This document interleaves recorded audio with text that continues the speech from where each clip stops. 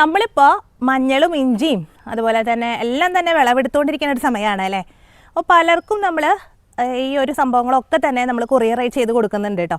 പലരുടെയും ഡൗട്ട് എന്താ വെച്ചാൽ എല്ലാവരും കുറച്ച് സ്ഥലമാണെങ്കിലും നടാൻ ആഗ്രഹിക്കുന്നവരാണ്. പക്ഷേ എങ്ങനെയാണ് ഇത് മുള വന്നിട്ട് നമുക്ക് എപ്പോഴാണ് നടേണ്ടത്, ഏത് രീതിയിലാണ് ഇത് മുള വരിക, അങ്ങനെയുള്ള ഓരോ സംശയങ്ങളാണ് ദിനം പ്രതി നമ്മുടെ വാട്സപ്പിലും അതുപോലെ തന്നെ മെസ്സഞ്ചറിലൊക്കെ വരുന്നത്. അപ്പോൾ എന്തായാലും ഞാൻ അതിൻ്റെ ഒരു വീഡിയോ ചെയ്യാമെന്ന് വിചാരിച്ചു. അപ്പോൾ കണ്ടോ, ഇപ്പോൾ എൻ്റെ കയ്യിലുള്ളത് നമ്മുടെ പ്രഗതിയുടെ മഞ്ഞളാണ് കേട്ടോ കയ്യിലുള്ളത്.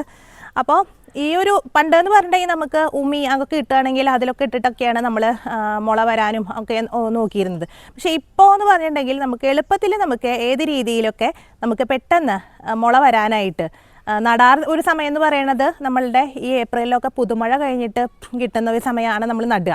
അപ്പോഴേക്കും ഇതിന് എങ്ങനെ നമ്മൾ മുള വന്നിട്ട് നമുക്ക് നടാനായിട്ട് എങ്ങനെയാണ് പറ്റുക എന്നുള്ളതാണ് ഇന്നത്തെ വീഡിയോയിൽ നമ്മൾ കാണിക്കുന്നത്.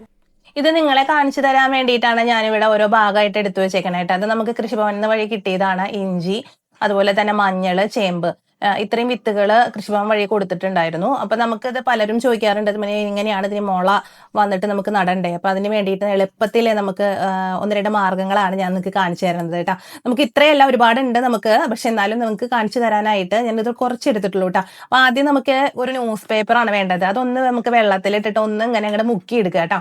ഒരുപാട് നനഞ്ഞിങ്ങനെ കുതിരേണ്ട ആവശ്യമില്ല, ഇത്രേ വേണ്ടിയിട്ടുള്ള ഭാഗം കേട്ടോ.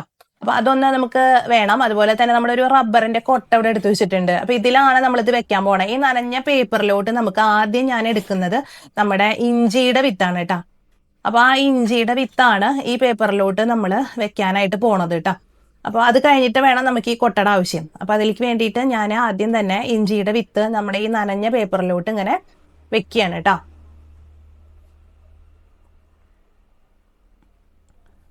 എന്നിട്ട് നമുക്ക് ഈ ഒരു പേപ്പർ നന്നായിട്ട് ഇങ്ങോട്ട് ഒന്ന് മടക്കാട്ടോ, ഒന്ന് കവർ ചെയ്യുക. ഇങ്ങനെ ഒന്ന് അങ്ങനെ മടക്കി കൊടുത്താൽ മതി കേട്ടോ.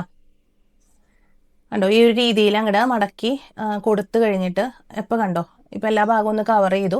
ഈ നനഞ്ഞ പേപ്പർ ഇതിലോട്ട് മടക്കിയിട്ട് അങ്ങനെ തന്നെ ഈ ഒരു കൊട്ടയിൽ അങ്ങോട്ട് വെക്കുക കേട്ടോ. കണ്ടോ, അതിന് ശേഷം നമുക്ക് വേണമെങ്കിൽ ഒരു പേപ്പർ കൊണ്ട് ഒന്ന് മൂടി വെക്കാം കേട്ടോ. അതിനുശേഷം അടുത്ത ഒരു സെക്ഷനിൽ നമ്മുടെ കണ്ടോ ഒരു തുണി എടുത്തിട്ടുണ്ട്. ഈ തുണി എന്ന് പറയുന്നത് കോട്ടന്റെ തുണിയാണ്. നിങ്ങൾക്ക് തോർത്തുമുണ്ടോ അല്ലെങ്കിൽ അങ്ങനത്തെ തുണി കോട്ടൺ ആയിട്ടുള്ളത് എടുക്കുക കേട്ടോ.